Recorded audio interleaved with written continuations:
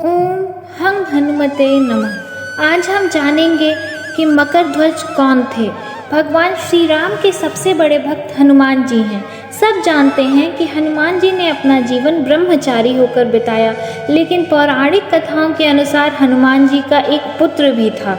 ऐसा कहा जाता है कि उनके पुत्र का जन्म किसी स्त्री से नहीं बल्कि एक मछली से हुआ था। इस कथा के अनुसार रावण ने जब हनुमान जी की पूंछ में आग लगाई, तब हनुमान जी ने अपनी पूंछ से पूरी लंका जला दी थी। लंका जलाने के पश्चात हनुमान जी जब अपनी पूंछ में लगी आग को बुझाने समुद्र में उतरे, तब हनुमान जी के पसीने की एक बूंद उस समुद्र में जा टपकी और उस बूंद को एक मछली ने पी लिया। उसी पसीने की बूंद से वह मछली गर्भवती हो गई और उससे एक पुत्र भी उत्पन्न हुआ, जिसका नाम मकर ध्वज पड़ा।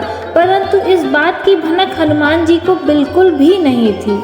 उसके कुछ समय बीत जाने के पश्चात राम रावण युद्ध के समय भगवान राम से रावण युद्ध में हारने लगा, तो रावण ने पाताल लोक के स्वामी अहिरावण को श्री राम और लक्ष्मण का अपहरण करने के लिए मजबूर कर दिया।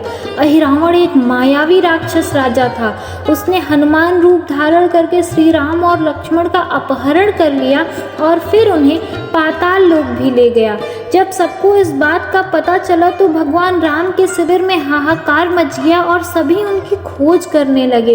इसी खोज में हनुमान जी श्री राम और लक्ष्मण को ढूंढते हुए पाताल लोक में गए। जब हनुमान जी पाताल लोक पहुंचे तो उन्होंने देखा कि वहां 7 द्वार थे और हर द्वार पर एक पहरेदार था। सभी पहरेदारों को तो हनुमान जी ने हरा दिया, लेकिन अंतिम द्वार पर उन्हीं के समान बलशाली एक बानर पहरा दे रहा था। वह बानर दिखने में एकदम हनुमान जैसा लग रहा था। यह देखकर हनुमान जी को आश्चर्य हुआ।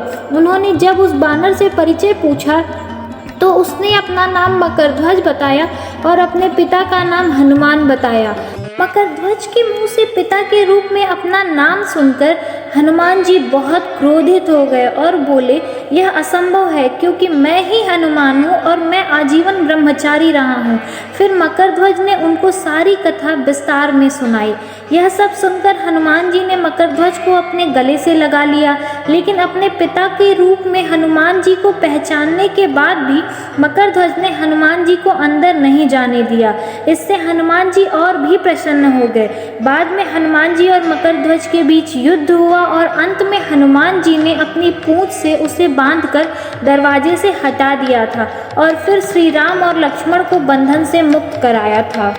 इस प्रकार महाबली हनुमान और उनके पुत्र मकरध्वज का दिव्य मिलन हुआ और कालांतर में भगवान श्री राम ने मकरध्वज को ही पाताल लोक का नया राजा भी घोषित कर दिया। धन्यवाद श्रोतागण। अगर आपको ये कथा अच्छी लगी तो इसे शेयर ज़रूर करें तथा ऐसी ही अन्य कथाओं के लिए गीत प्रेरक कथाओं से जुड़े रहें और हमारे चैनल को सब्सक्राइब और हमारे वीडियोस को लाइक और शेयर करें।